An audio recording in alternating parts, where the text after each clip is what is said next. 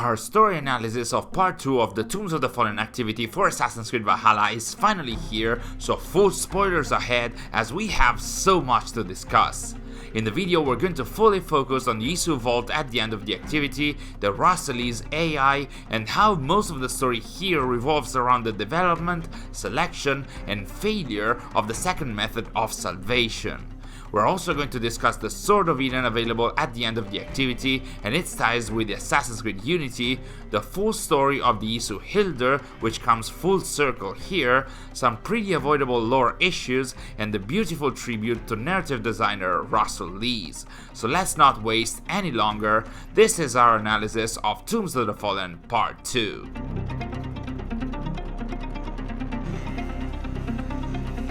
So with part 2 of Tombs of the Fallen, we very much pick up where we left off, with no reintroduction, no synopsis of part 1, we just see Eivor going back to hunt the last 2 remaining tombs in the hopes of finding all the artifacts that put together might have actually led to her final destination. Now we won't delve in depth into all the historical layers of the first 2 additional tombs as we did for the analysis of part 1, because the context is always the same. The Britons built the tombs of their fallen heroes, in this case we're talking about Verica and Togodomnus, within caves that can be accessed by touching an illusionary wall, and these tombs were found by Manius Calvisius, who was an engineer for the Emperor Nero. We're talking about the 1st century AD here, and had been tasked by the Emperor to fill them with traps in order for Britons to not gather there and foment any rebellion. Turns out, each of these tombs had been placed in the proximity of an Isu location,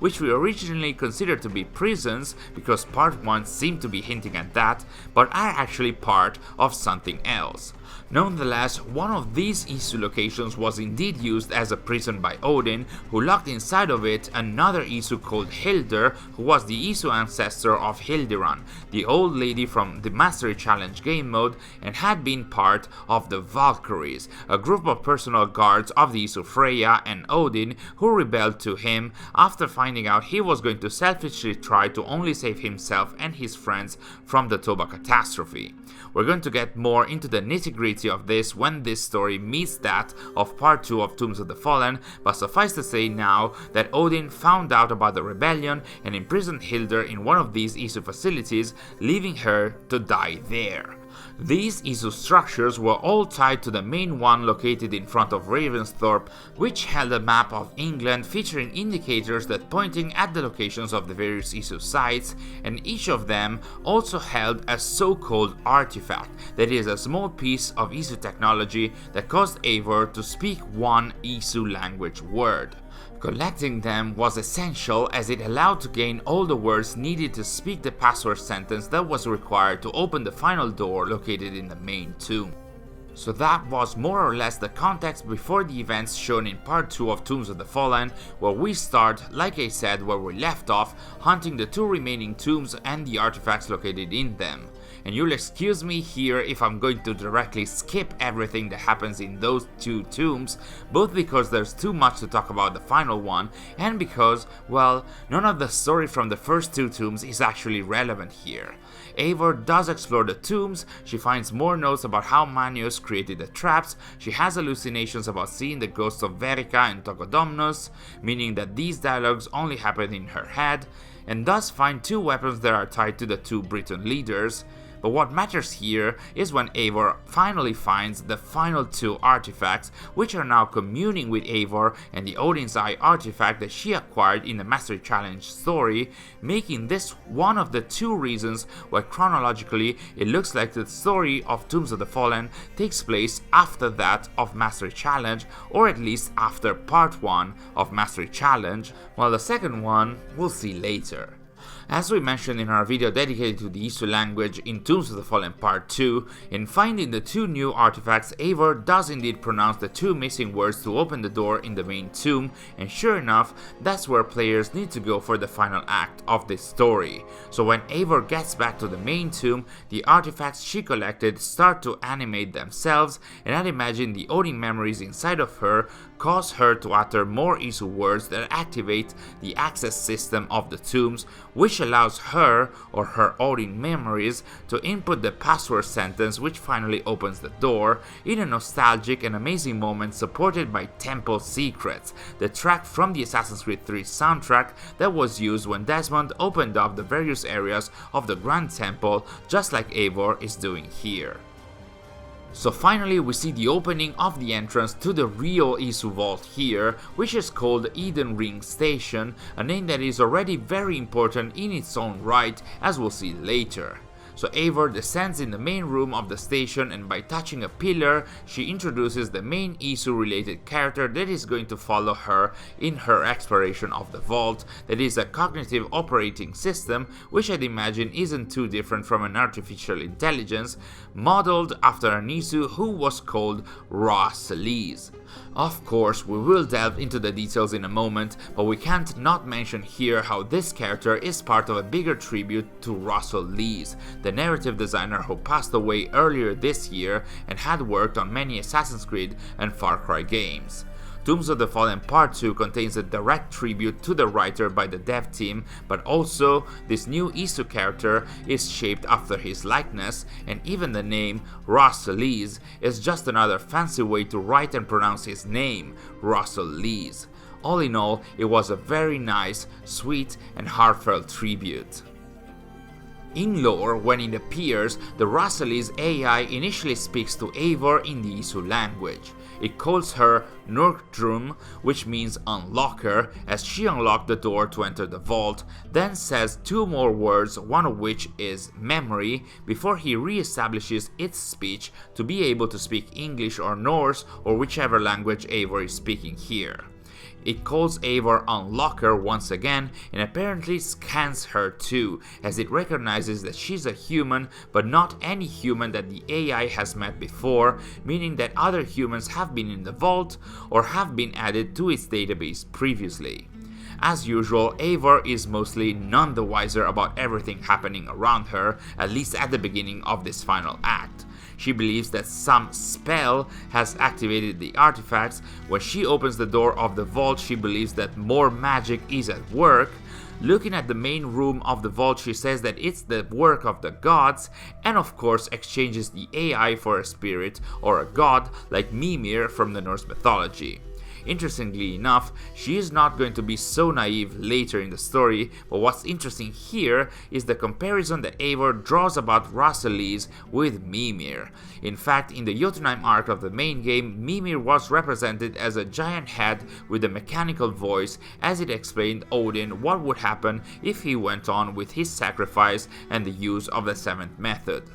Many fans have drawn the conclusion that Mimir was the representation of Rah Cel'Eze within the mythological veil, and I'm inclined to disagree with that, because the Rah Cel'Eze AI seems to be confined to this specific vault and doesn't seem to know what has happened outside, nor what happened during the Toba catastrophe. Plus, Mimir seems to have a different voice than Rah here, and personally, I've always envisioned Mimir to be an actual Isu consciousness transferred in some Isu machines rather than an AI. Although, to be fair, at those levels of complexity, is there really that much difference between an Isu consciousness and an Isu AI?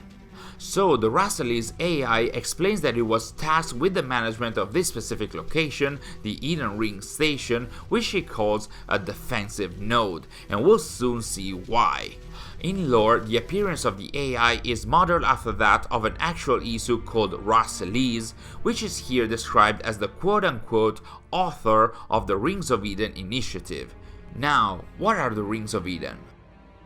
Originally named Shards of Eden, the Rings of Eden are pieces of Eden in the shape of a ring that were introduced with Assassin's Creed 3 and basically created an electromagnetic field around their user, which could repel any physical and energy-based bullets. The reason why this tech is important in the grand scheme of things, though, is that it actually laid at the core of the second method of salvation from the Toba catastrophe that the Isu selected and tried to test but ultimately failed. The idea behind the second method was to replicate the technology of the Rings of Eden, but on a worldwide scale, so that the electromagnetic field would have repelled the solar flare, but according to AC3, within the amount of time that the Isu had before the catastrophe happened, they lacked the energy to create such a field. According to Juno, the Isu then tried to use the technology on a scale half the world, then a quarter, a sixth, an eighth, and a tenth, but they were never able to conjure up the proper amount of energy, and thus this solution was abandoned too, even if Juno hinted that maybe, in time, a city might have been spared by using this solution. So we do know what the Rings of Eden are, we do know what the Isu wanted to do with them, but what is the vault that we see in Tombs of the Fallen and what was the Rings of Eden initiative? In order to give a first answer to that, we need to have a look back at the ending of Assassin's Creed Revelations. In there, the hologram of Jupiter told Desmond that both before the Toba catastrophe but also after it, the Isu worked to save the world. They built several vaults presumably scattered across the world, each dedicated to a different method of salvation. These vaults were placed underground to avoid the human Isu war that was raging across the globe, but also as a precaution in case the Isu failed in their attempts. The results of all the tests done in all these vaults was transmitted to the Grand Temple that we saw in Assassin's Creed 3, where the Isu scientists and leaders of the Capitoline Triad, Jupiter, Minerva, and Juno had to sort and sample everything that had been sent over until they selected the 6 final solutions. This means that across the world there could be many vaults or stations dedicated to new solutions we haven't heard of and that weren't selected by Jupiter, Juno, and Minerva, and the devs could play with in the future, but this also means that across the world there are also 6 or maybe 7 additional vaults dedicated to the solutions that we already know, and indeed the Eden Ring station does look to be the vault where the second method, that is the Rings of Eden and the global electromagnetic field, was studied and tested, also considering that Rah Cel'Eze calls the vault a defensive node. So it makes sense that this is not in North America within the Grand Temple, and it also makes sense that this is highly underground, because remember, the vaults where the numerous solutions were tested were placed underground to avoid the human Isu war that was raging above. So yeah, when the AI is talking of a Rings of Eden initiative, it is likely that this is where the idea of the Rings of Eden as a solution originated during the Isu era, where the actual Rah Cel'Eze came up with the idea and project and started an initiative to try and see if it worked.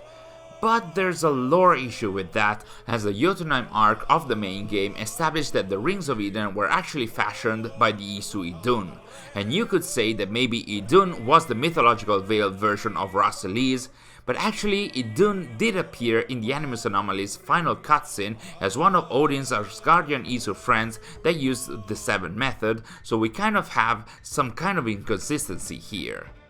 Nonetheless, the Rah Cel'Eze AI here finally explains what's been going on throughout the story of Tombs of the Fallen. The generators within the Eden Ring station have recently started producing energy without an outlet for it, so the energy has started accumulating, and if an outlet for it is not going to be found, the energy is going to be released, ending all life upon the whole of England. But the AI knows that there is a solution, located next to the power core deep within the station, and that's why the AI has selected Eivor as the most suitable person to solve this crisis and avert this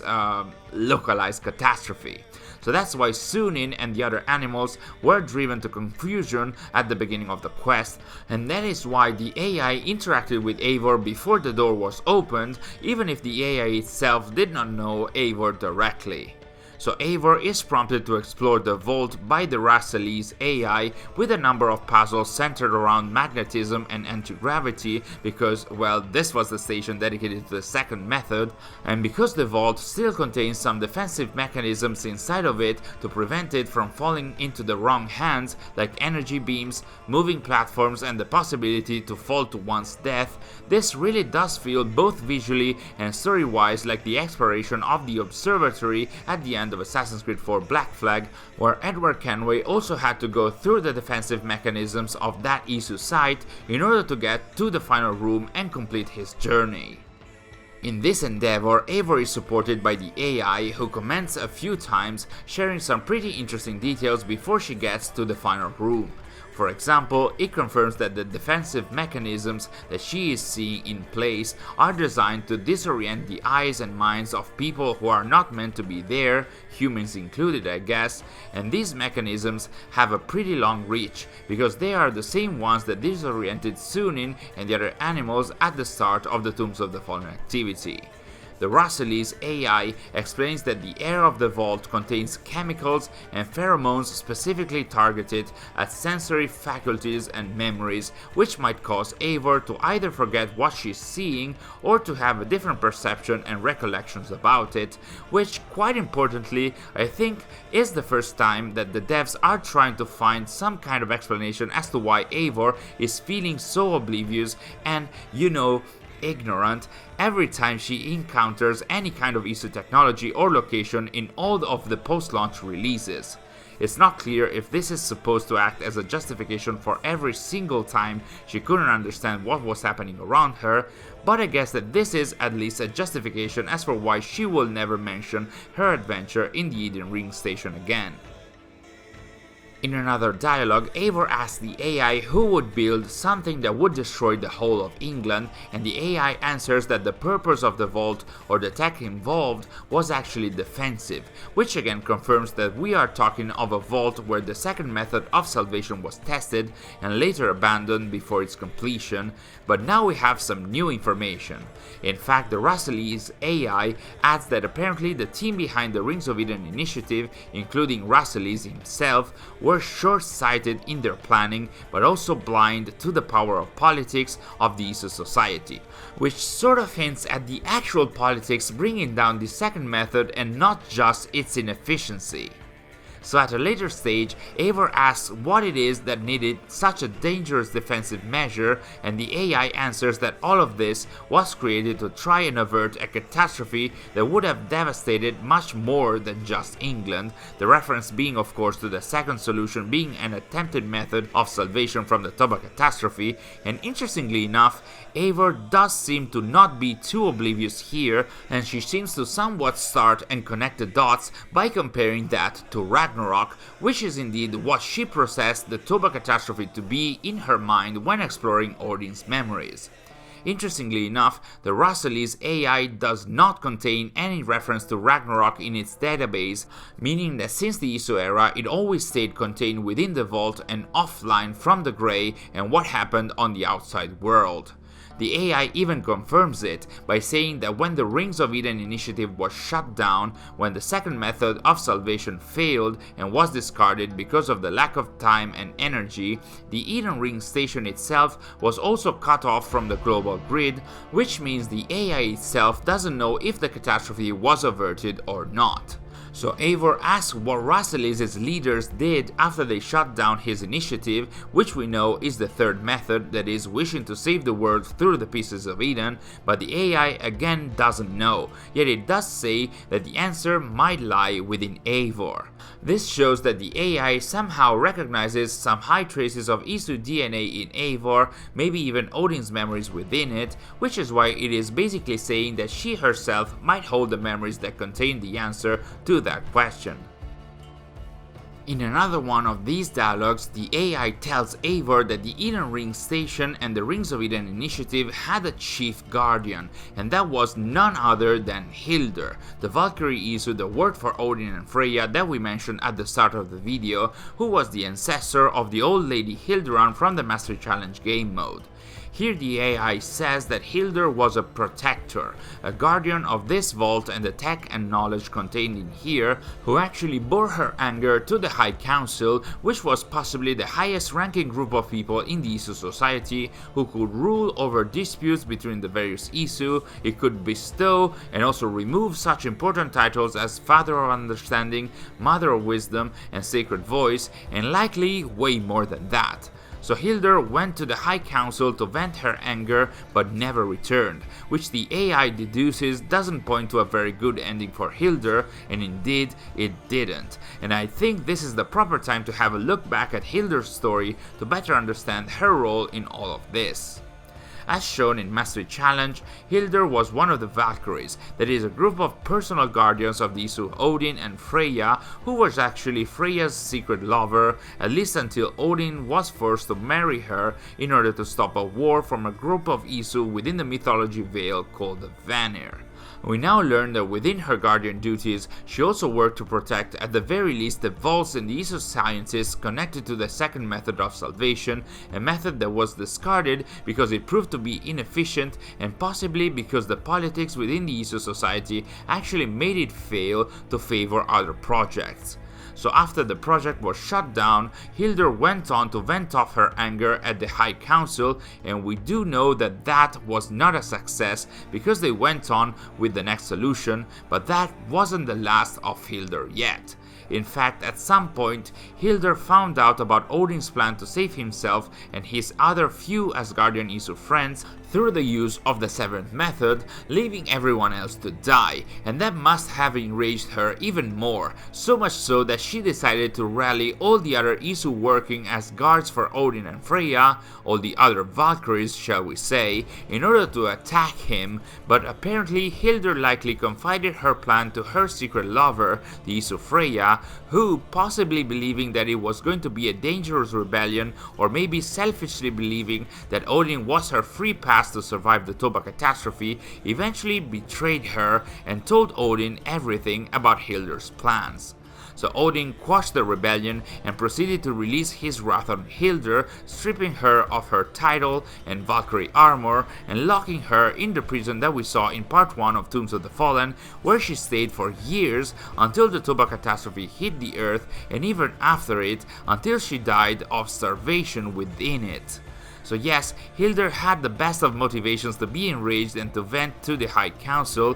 but like the AI mentioned, her failure to return suggests things didn't go as planned. But interestingly enough, this is another moment where Eivor doesn't show she is completely oblivious of everything around her. The name Hildr makes her think of Hildiran, the old lady from the Mastery Challenge mode, which is the second reason why this story is taking place exactly after Mastery Challenge, and while she still doesn't make any connection about the grander scheme of things, both she and the AI work out that she and Hildiran might have some connections to the past. I mean, this is still much better than Eivor saying "you take me for Odin anyway."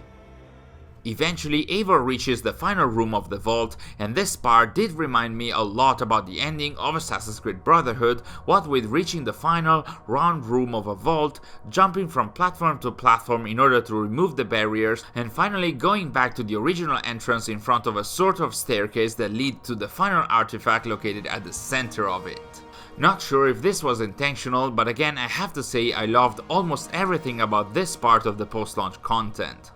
So Eivor finally reaches the final platform, and we are in for the ending of the Tombs of the Fallen activity, where she finds herself in front of none other than a Sword of Eden, as it was portrayed and represented in the original games of the franchise, specifically in the glyph puzzles of Assassin's Creed 2, but it's not just a random Sword of Eden. It does really feel like it's the same sword from Assassin's Creed Unity, and later we'll see why.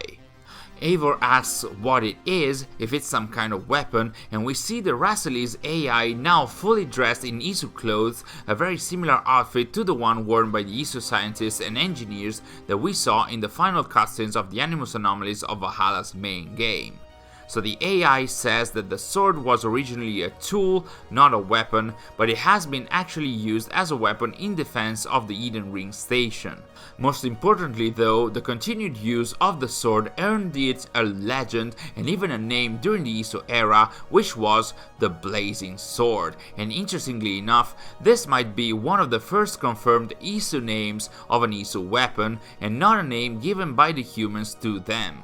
When discussing the legend of the Blazing Sword, a purple-like hologram produced by the AI shows somebody, presumably an Isu, wielding it. This Isu, which doesn't look to be Hildr because the outfits do not match, is seemingly wearing a different outfit made up of some elements of the Valkyrie pack from the Helix store and some elements from the Valkyrie's legacy outfit that can be obtained at the end of the Mastery Challenge mode.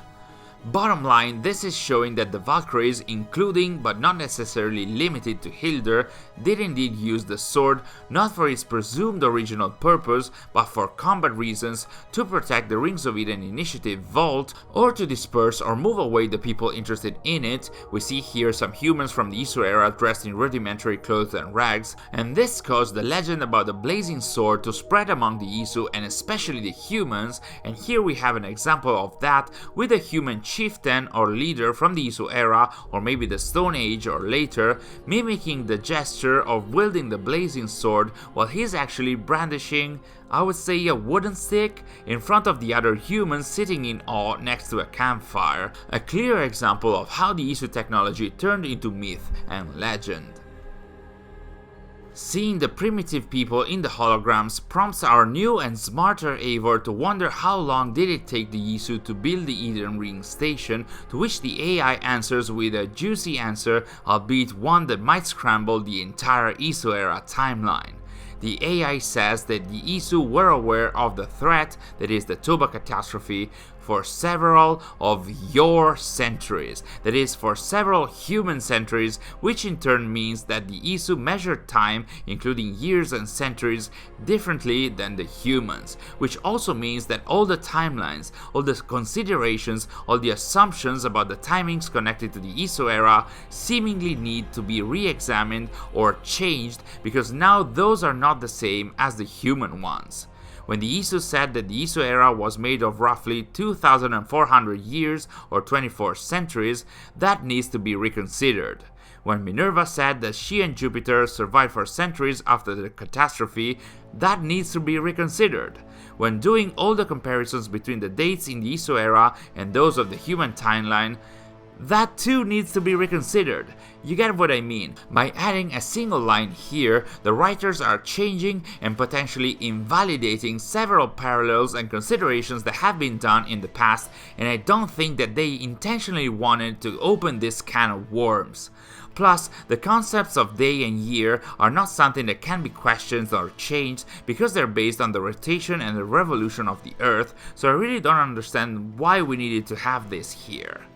So the AI says that the Isu knew about the Toba catastrophe for several human centuries before it hit the Earth, and I think this is another inconsistency, as during the ending of Assassin's Creed 2, Minerva stated that the Isu had been too busy in their war with the humans, and only during said war they realized that a catastrophe was coming, and within the lore, the human-Isu war lasted only 10 years before the catastrophe hit the Earth, not several centuries, so something's really not clicking here, and again, I don't know why we needed this. Anyway, the Rah Cel'Eze AI says that the Isu knew about the Toba catastrophe for several human centuries, and that allowed them to build the Eden Ring station, but the Rings of Eden initiative, along with the politics issues, was also plagued with delays, and in the end, the team behind the initiative grew complacent, and here we see the actual Hildr, the Valkyrie, enraged with Rah Cel'Eze himself, pushing him to get on a move with the initiative maybe, but eventually the project was cancelled, the Eden Ring station was put offline, and Jupiter, Juno and Minerva moved on to another solution. But apparently the generators of the station have kept accumulating energy, and finally Eivor, after being picked by the AI, has to put a stop to it by just drawing the blazing sword from the pedestal, as once released, the sword would actually fulfill its original purpose, that is absorbing energy and more specifically the Eden Ring station's power, while also triggering the shutdown sequence of the facility. Or at least this is what the AI is convinced of, as technically the Swords of Eden were actually created for war purposes by the Isu Hephaestus and Consus during the so-called War of Unification. That would have been 4 centuries before Rah Cel'Eze, Hildr and the Toba catastrophe, but with the new Isu Timeline issue, who knows anymore. So Eivor actually does what she is told. She draws the blazing sword from the pedestal, and the Rah Cel'Eze AI calls her unlocker in Isu once again and says that she is an effective piece of engineering, possibly hinting at the fact that Eivor is a sage or a reborn Isu, but more likely just referencing how she is a human and how humans in AC have actually been engineered by the first civilization. And after the last comment, the AI is deactivated, much as the entire station is actually shut down, leading to the end of the Tombs of the Fallen activity, as Eivor brandishes the blazing sword, which indeed looks to be the Sword of Eden that appeared in Assassin's Creed Unity, or a very similar one, for a number of reasons. First of all, it has the exact same shape, the same details across the entirety of the sword and its parts, which makes this a Sword of Eden as they were introduced with the Assassin's Creed 2 glyph puzzles, but there's more. The blazing sword is described as a tool built by the Isu to channel and distribute energy that can launch energy projectiles, which the sword can actually do in Valhalla and was sort of able to do in Unity, even though they weren't projectiles but energy or electric discharges. Nonetheless, those are some major points of contact, but there's one more element that does prove that this is the Sword of Eden from Unity, and that is, as we said, that the sword can receive and distribute energy. In Tombs of the Fallen, we see the entirety of the energy of the Eden Ring station being loaded in the sword, and in Unity, we see that the remaining energy of the sword is released in the blast that kills Elise de la Serre, which subsequently makes the sword unable to use its peculiar abilities, turning it into a normal sword for a few centuries anyway. So there you have it. This was our analysis of part 2 of the Tombs of the Fallen activity, which very positively impressed me. It's my favorite piece of content of the post-launch of the game, despite the few pretty visible inconsistencies, because it's a huge tribute to a narrative designer that passed away, and I really appreciate the gesture, but also because it delivers on the feeling of exploring an Isu Vault, and especially it has a lot of ties to the established lore, including the Sword of Eden, and especially the methods of salvation from the Toba catastrophe, which, as we can continuously see with the recent post-launch content, are still so very important to understand the current narrative of Assassin's Creed, and that we extensively explain in a separated video, which can prove to be even more useful as we get closer to the last chapter. Thanks for watching, and I'll see you in our next video.